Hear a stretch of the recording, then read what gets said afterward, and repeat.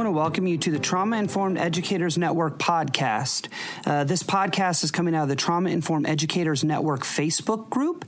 I am so looking forward to talking to people globally about their trauma-informed journey. As the principal of Fall Hamilton Elementary School, a trauma-informed school in Nashville, Tennessee, I have learned that this is not a destination, and it truly is a process of learning and adjusting.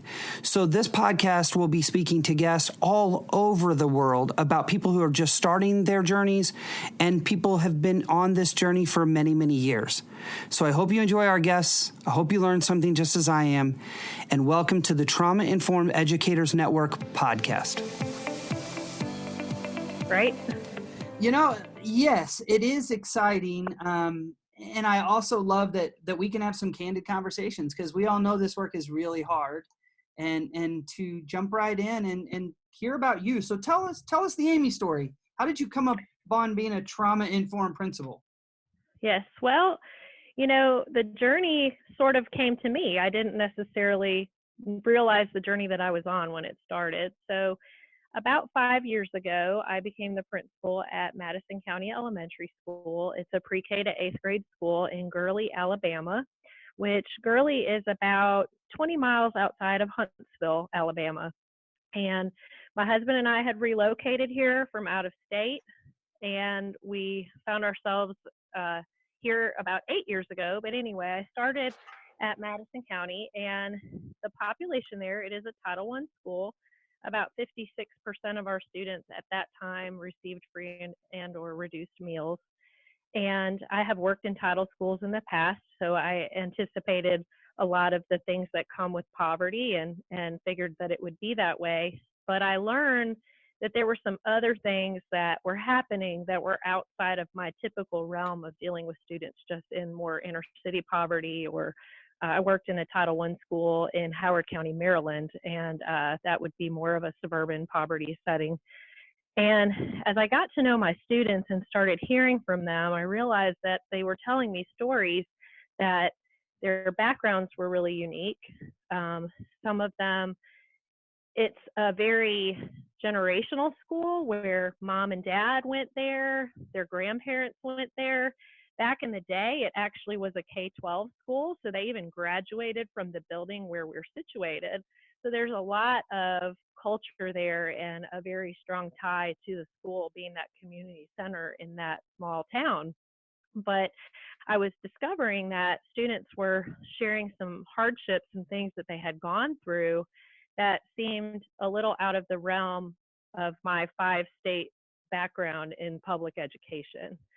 And I wanted to start figuring out, okay, what is it that's different? I couldn't necessarily put my finger on any one thing. So I started to just do research and try to figure out, you know, what are other people doing? What are they experiencing? So fast forward to a year ago, February, I actually had written an article for EdSurge where we just explored a situation that had occurred during that very first year at the school where I had state testing season. And I know, Matthew, I'm speaking your language there. Yes. Right? It's a necessary evil, but our students were testing, and on one of the days of testing, I had a student that I had built a relationship with that came to me to share that students were taking pills in the classroom.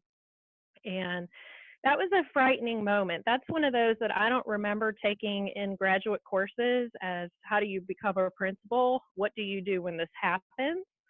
I think every day there's those situations, but this was a monumental one for me. And I really, of course, utilized my counselor, my assistant principal, to try to get to the bottom of, you know, what was going on. And come to find out in that instance, everyone was okay. I'll start with that. The students were all okay. We got to things very early on in this process, but one of the children had taken some prescription drugs from her mother's medicine cabinet and brought it and was passing it out to her friends. And they shared that they were feeling anxious or that they were like depressed. And so unfortunately, the medication that they were taking is one that a side effect can cause suicidal thoughts and all these other things. So what they were doing was not going to help the situation. It could have clearly made the situation go south very quickly. And so after we got through the events of that day, it became, okay, I've used PBIS in schools, and I've seen it as a way to modify student behavior and things related to that. But this is beyond behavior. This is another layer completely that I was not familiar with. So I can tell you, I think I'm gonna look at my heart rate monitor here. I think you got you got my blood pressure up, because those type of situations there's no preparing for anything like that. And we've all as principals have experienced those, and I can only imagine what you were trying to process at that time. So how did you get to the trauma-informed piece? What did you go, because you said this wasn't something you were used to, or it didn't perceive to be behavioral.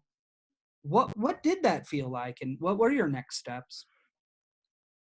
So, at that time, we already had a partnership with the local mental health agency here, Wellstone in Huntsville, and they had a Nova therapist that came to our school 2 days a week, and she was seeing students and consulting with them, and that was a go-to for some of those students. They weren't already utilizing that service. But then it became this process of really trying to refer students and make sure that they were accessing those resources that were in our building. And basically, if they were uninsured or they were on Medicaid, they were able to get that service for no cost to them. And up to now, I believe it's been about 2 years that we've had a therapist on campus 5 days a week, just through the referral process of really talking to them. But that was happening. But the other piece of that is I just had to start doing my own research to think, what are we missing here? And the first pieces that I landed on were the ACEs study, which no one had ever shared with me. I found that. I found Nadine Burke-Harris's TED Talk, and listened to her. And between myself and some of my instructional coaches, we kept finding some of these different online resources that we were sharing with each other. And we would get so excited when we would find that, because we'd say, yes, this is exactly what we're dealing with in the trenches, but nobody's ever really defined it for us. It's so interesting. And I know before we were recording, we talked about this, but this network, these pieces are a tight knit resource pool. And I think we all have come across these same resources at the beginning of our journeys that have kind of go, oh, okay, now I get it, right? This is making more sense, where it's not necessarily poverty, even though that is a contributor to a lot of stress. It's not behavioral, it's something bigger. And when you realize, oh my goodness, with the effect of trauma on the brain, and the physiological responses and the nervous system, then you're like, okay, we've got to do something different. So how did you approach your staff? How did you bring this to your staff? Because I know how I did it, and I'd love to hear from other principals. How did you do it, and what was the initial reaction? Well, as I was learning and doing all this research on my own, I was following people on Facebook and Twitter that I've known over the years. And one of my very good college friends had also been on a parallel journey where she was actually using yoga and mindfulness with students. And she had been trained by the Holistic Life Foundation and was bringing those resources into her school.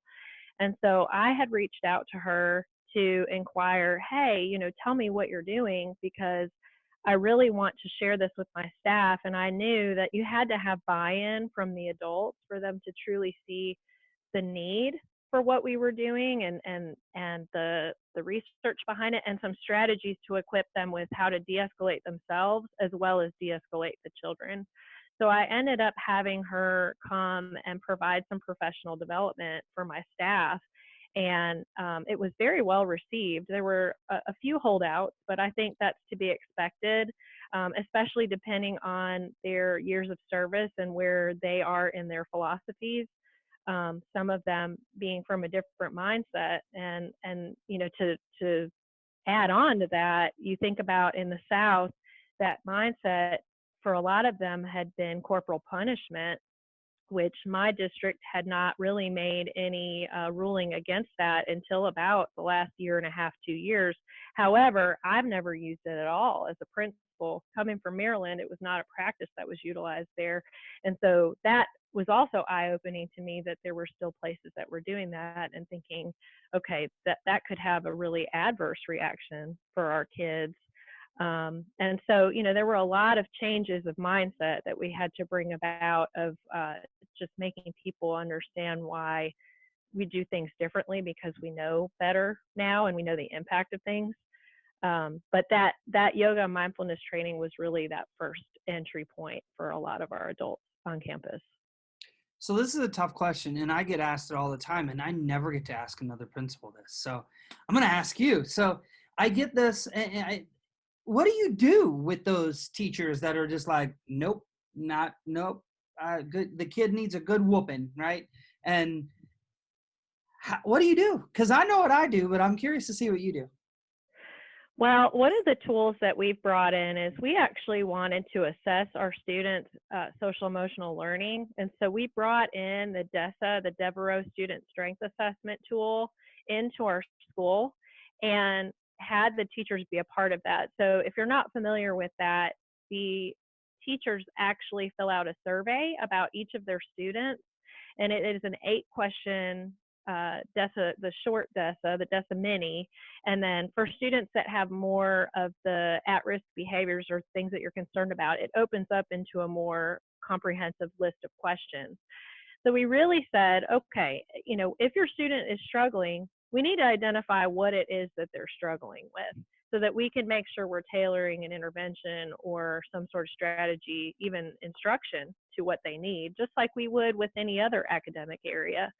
And so the DESA provided us data, which then it didn't look like this was just Amy like wanting everybody to sing Kumbaya together, but that there was science behind it, and then data to support what we were doing. And really what we found is, the teachers who have embraced it, they have had the strongest strength results for students moving into that, from that at-risk category into the other aspects.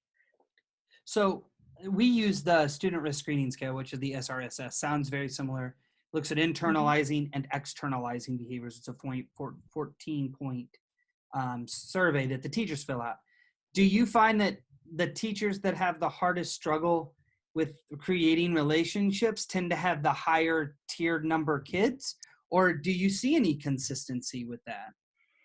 I think there is a correlation there. And, then that's where we look at a couple of years worth of ratings, because if it's just an outlier where you have one teacher that scored a child, lower. Actually, today I was in a parent conference where we were referring to those results to talk about a child who were seeing some changes in their behavior at school and really wanting to engage in academics. And, being a P8 building, we have them for a really long time. So we have the opportunity to kind of see that through, and it kind of ebbs and flows based on their developmental stage, sometimes for certain kids. But we were able to see that this child, across all raters, was consistently struggling, and it was starting to just rapidly decline as they approached early middle school. So I think that's powerful data to share with a parent, to say, here's what we're seeing as a change. Are you seeing these things at home?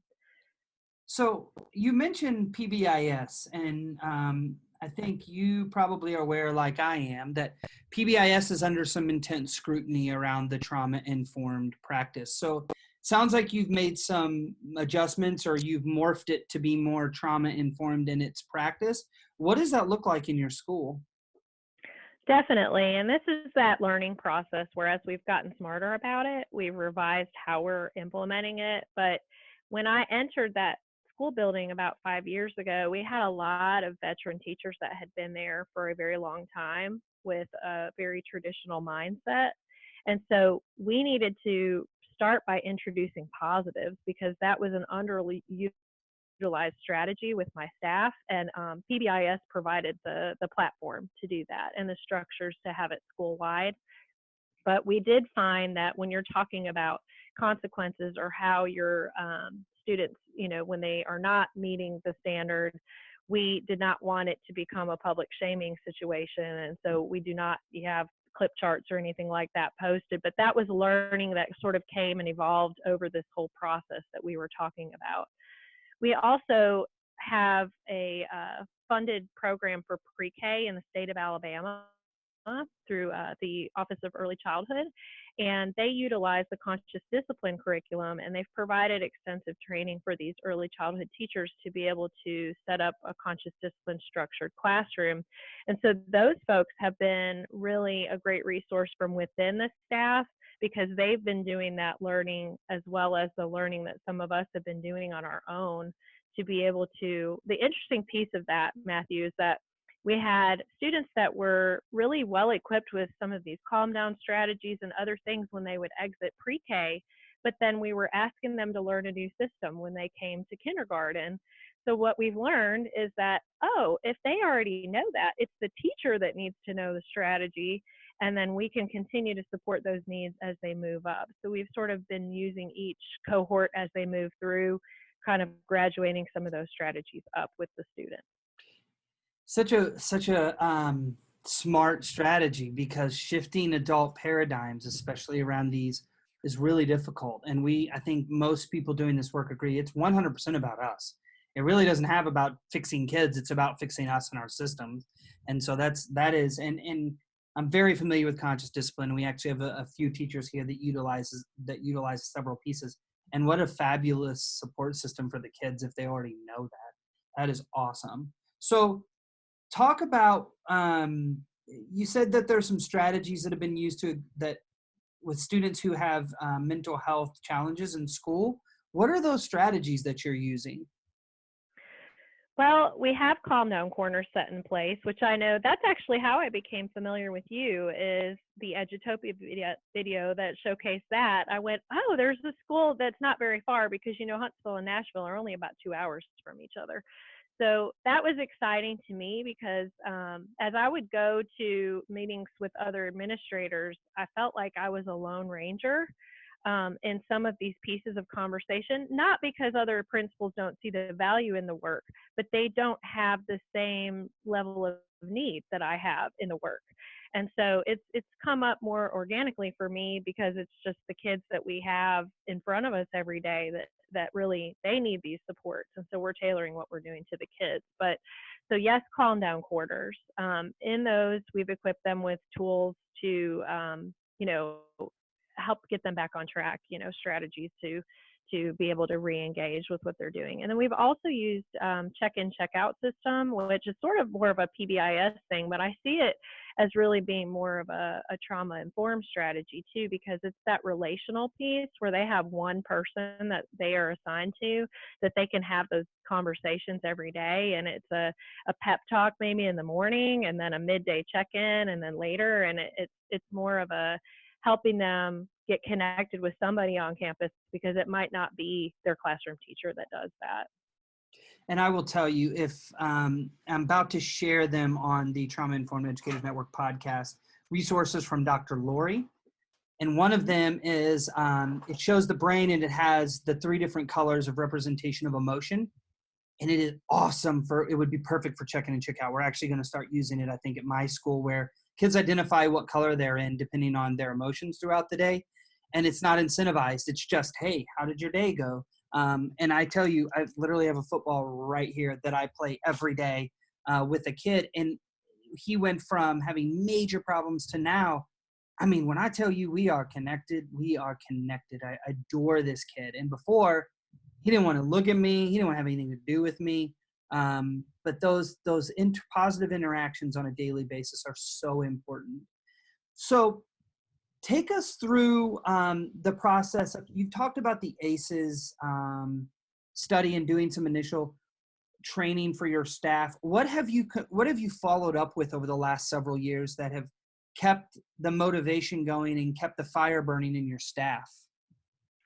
Well, we've definitely had to do some retraining every year, because I'm sure you have some turnover on your staff too, and you don't want the new folks coming in with a different mindset. So we really try to make sure that they're well versed on what the philosophies are, how we handle different situations.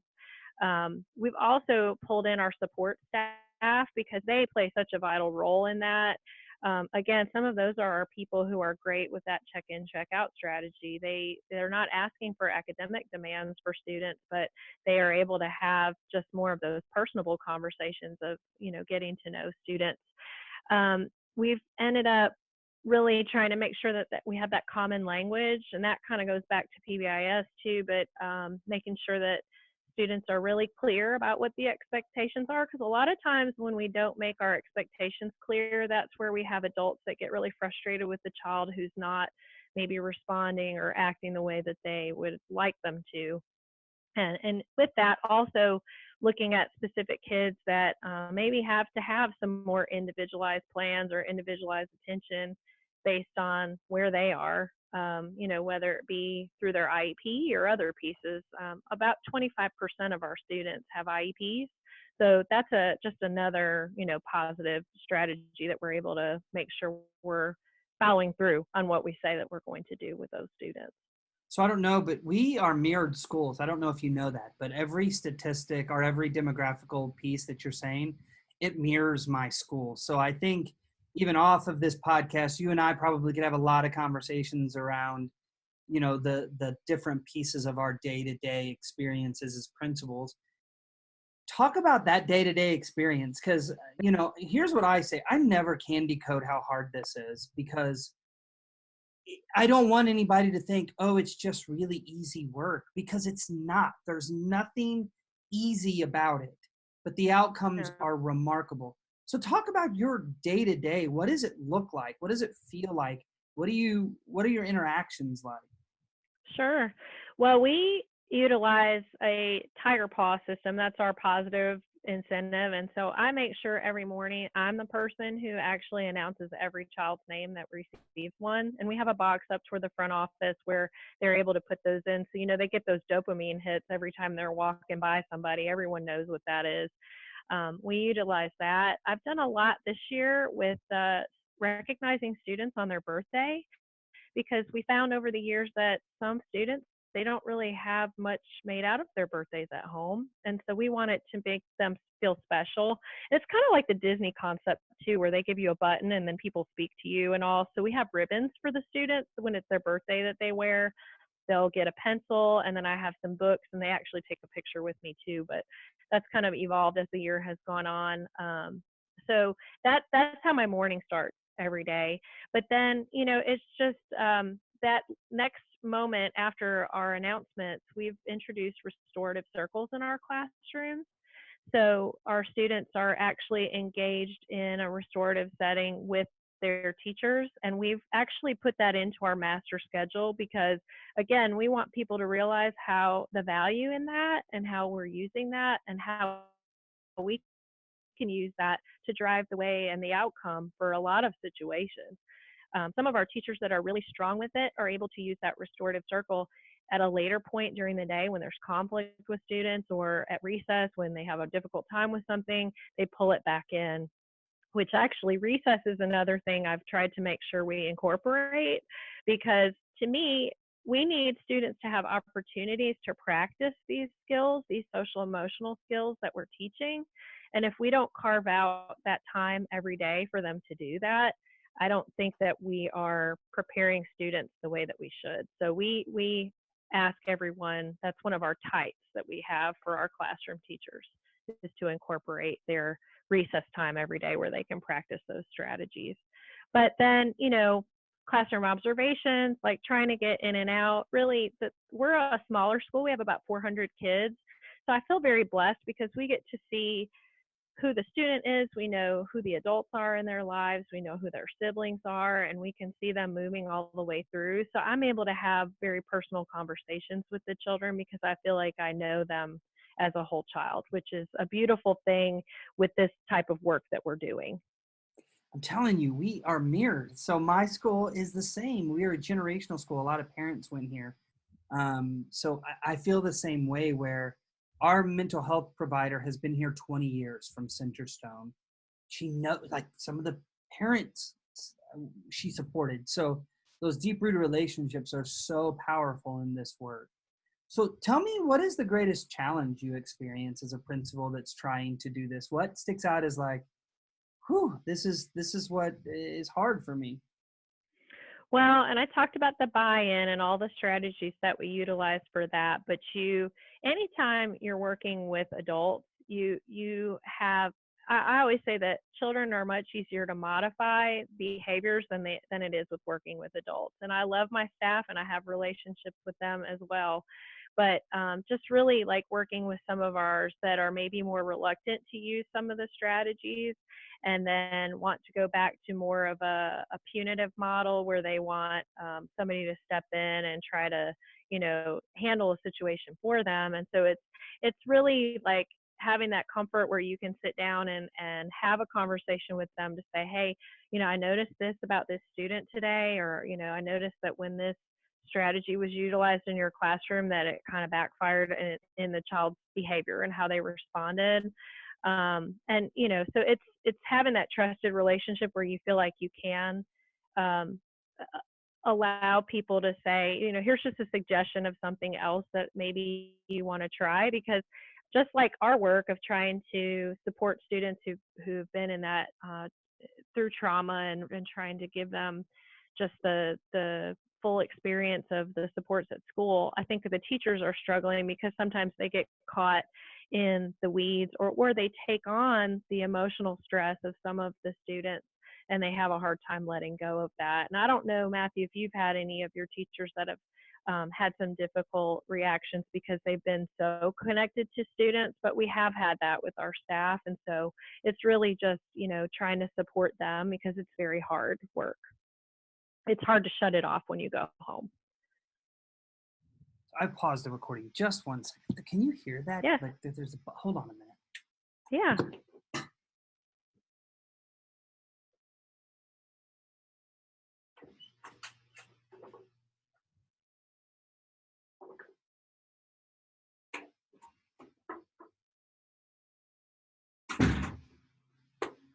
It was my fan in my bathroom. I didn't hear anything. Okay, good. I can hear. So this microphone is so sensitive. It picks up everything. I can edit out like most of it. But anyway, okay, so I'm gonna jump back in here. Yeah, you and we're mirrored. I'm telling you, we could probably talk for 1,000 days. So what I am gonna ask you is, what do you do when a teacher says, but this child needs consequence, this child needs to be punished? That's gonna be the next thing I ask. So let me hit record here. And it really depends on the situation, right? So many of these things are situational, but one of the things I try to remind them is like all of the people that are in their back corner that, sometimes I think it's easy to pass the buck to one person, right? Like to say, well, the administration, like, can you guys handle this? But like using the full gamut of resources that we have available, I try to bring it back to that. So, if it's a child we're seeing on a regular basis, have we offered counseling services to them? And sometimes the answer is no. So it's like, okay, well, let's go down that rabbit trail first, because that may be the unmet need that we've just not touched upon, or utilizing more of an individualized check-in, check-out system, because sometimes they're crying out or they're trying to get attention, but they're not doing it in the ways that the teacher wants, and they've just kind of like got to their level where they just can't handle it anymore. So it may be that. And then I feel like it's a last case scenario, but when we have student situations where, if it's physical in nature, and I'm sure you have like a code of conduct through your school, then we do have to follow whatever the school system protocol is for certain situations. But a lot of those things can be avoided because of going the other avenue. Sometimes the adults can be the tipping point that causes a situation to go that way. So, it's trying to look at it and analyze, okay, what is it? But even in that first year that we started just doing PBIS, we reduced office referrals by 25% just on the positive side of things. So, that same model is true. We're using the more positive aspects. Are we really using them regularly? Because to say that something's not working, we need to make sure that consistency and follow through has happened before we want to move on to other stages in a progressive discipline approach. I don't know if that's how you do it, but Yeah, we have a different situation where we've invested in two certified therapists that we are hired under what's called restorative practices specialists, but really they're therapists. So, and I'm unapologetic, and if anybody's listening from my district, I'll say it is what it is. We don't follow that protocol because it isn't trauma informed. It isn't when kids are reactive, it's because it's the best they're doing and it's skill replacement. So we do a lot of support when it comes to if a child is violent, they have to do relational healing. They have to go through the process. They have to have those conversations with each other. They got to understand their impact, all of those things. And ultimately, we do see a decline. Whether that's best or not, it's just how we handle it. So, talk about your community partnerships because I know here at my school we have a large, very amazing support from the community. What does that look like from you, and what strategies have you done to increase that community buy-in? well, we have been very blessed with Huntsville is just very well resourced with different agencies that want to support the work of the public school. And the more that I talk to people and share the work that we're doing, the more that I get that response of ways that people want to help. So we have a 21st Century Scholars Grant, which I know it's a federal grant that would be nationwide, but it allows extended school day and extended school year programming for your school. And so we're in the second grant awardee of that, which it's a $150,000 grant, and we're able to provide enrichment experiences after school, where again we can bring in outside supports where teachers can lead groups that are engaging for students. And really, we found that we want them with us because we know how to handle situations when they're with us. And due to geographic and other reasons, a lot of our students live kind of further out where they don't have a lot of interaction with other peers. So like I had said before, if they don't have opportunities to practice those skills, then it's not something that they can just mysteriously learn. A lot of them need those opportunities. So we keep them with us as well in the summer. We have full day summer programming, and we take them on full day field trips on Fridays as a part of that. And that grant has also been a partnership grant where we have worked with the Community Foundation of Huntsville to provide a SAIL grant, which is Summer Adventures in Learning. And so they help with supports from the YMCA. They help with finding the curricular costs and providing the pay for teachers to be able to work in that program. And then the 21st Century comes in to provide those enrichment experiences and field trips. So we feel like we're becoming more of almost a year-round situation just through the supports of other outside funding sources. That's been a great partnership with us. Tell me the We've name of that also, grant again. Not that I'm going to try to get yes, it. What was the name? it's called the 21st Century Community Learning Center Grant. And funny enough, when I was a teacher and an administrator in Maryland, it was a grant back 15 years ago or more that was prevalent there. And I worked as a site coordinator with it. So we were able to find a nonprofit community partner, and it's called the Care Center here. And the Care Center provides resources for families in Southeast Madison County. And it's a lot of local churches that pull in different financial resources, whether it be food or you'd have to look them up for all the extensive services that they provide, but they actually were looking to partner with the school to provide this 21st Century grant, which is such a blessing because, Matthew, I don't know about you, but once the school day ends, we have another level of work that has to happen. So thinking about wanting to run an additional 2 to 3 hours of school after school ends, it's very hard for school-based folks to take that on. But having this partnership, they provide a lot of the staff and support that help with that, and then open it up to our teachers that do want to make some additional compensation. And that works well too because they have relationships with our students that way. But it's been really a game changer for us to be able to have students for longer periods of time and know that they're getting an after school snack and that they're engaged in something that's a productive way that they can give back and learn some skills that they might not have had the opportunity to be a part of. So the $1,000,000 question, what do you do to get the parents involved? How do you build their understanding of your practices? How do you present it to them without that feeling of like that you're accusatory or you're judgmental or anything? How do you get it to your parents? Well, that's a process that we're actually in the middle of that work, I think. I don't know that we've reached the finish line. And really, with any of this, we haven't reached the finish line because we're constantly evolving in our practices.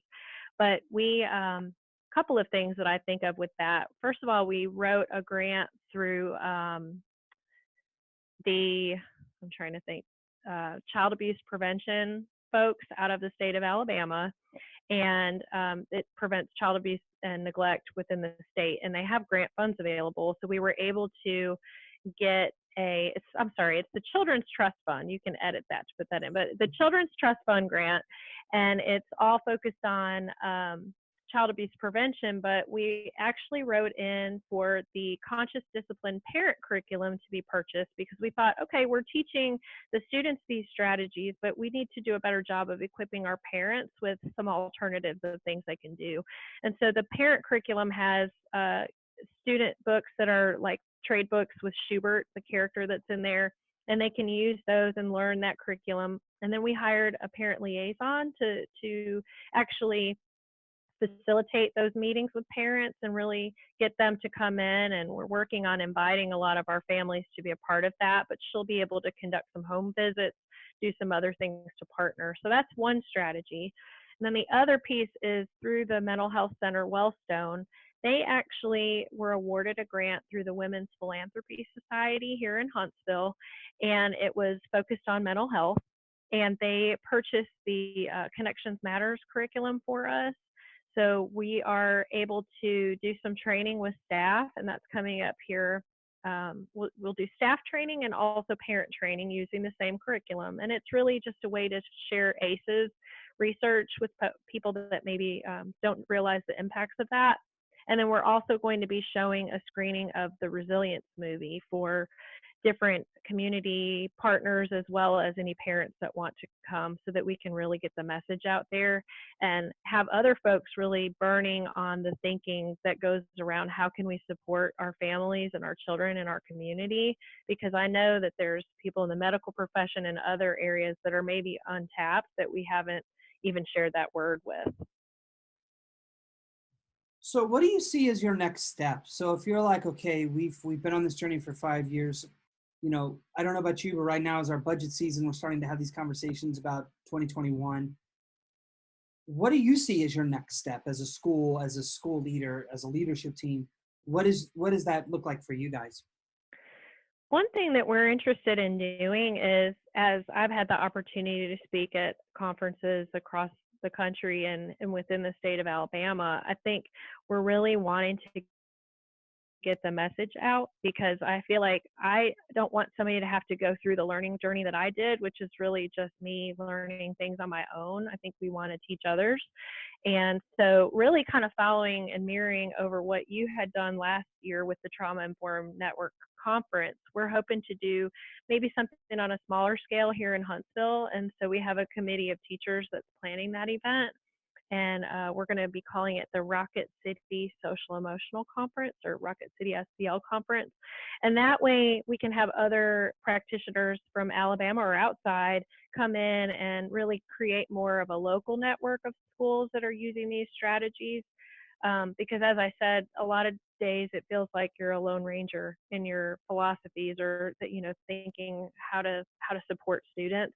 So I think the more that we can build those connections and network, we can learn from each other. Well, that's awesome. So make sure you share that with me, the name of that conference, and I will definitely be sharing that with this podcast. So the last question I always ask is, what do you want to tell educators that are either starting this journey or teachers that are out there that just, like, it's that grind every day that's difficult? What do you say? What do you would like to say to them? I think what I would like to encourage other educators is, just pick one student that you really are concerned about and that is struggling. And a lot of it is our mindset of how we take that away. So yes, they're struggling and it may have been a really hard day in your classroom with that child today. But I think to step back and try to learn a little more of their story, of where they're coming from, of what their needs are, and making sure that you're providing some time throughout the day where they can build a relationship with you and also be successful. I know we didn't touch on this much with academics, Matthew, but sometimes we'll see students that are just really hitting a wall and melting down. And I think that teachers will think that it's the behavior and it's their behavior, but we'll find that there's a mismatch because they're not maybe being instructed right on the skills that they need. So just find whatever it is to help that child be successful and do it consistently. We call it a 2x10 strategy, but for 10 days, talk to them for 2 minutes each day about something non-threatening, non-academic. And I believe in all of my heart that you will see a change with that child if there's that consistency. That sometimes we just have to pull back, and when I talked about state testing earlier, we feel like we're caught in the middle of trying to feel like we have these demands and standards to meet, but just remembering that if these foundational pieces are not in place, it doesn't matter if we're doing backflips and trying to do other things to help kids learn. We have to just pull it all back in. What amazing advice. I love the 2x10. I'm definitely going to be stealing that. So Amy, thank you so much for having this conversation with me, and I really appreciate it. And your candidness and perspective as of a principal, and thank you for the work you do every day. I can contest it's not easy, and I will tell you, you're not a lone ranger. There's a lot of us out there, and what I've just told my staff is being pioneers can be lonely, but eventually there will be a colony around us if we're the ones leading it. So you're building the foundation for a lot more people in the Huntsville and Alabama area to start doing this work. So thank you so very much for all your insights. I really appreciate it. Thank you, Matthew. So again, thank you all the listeners who have joined in. I'm so excited to see this podcast growing.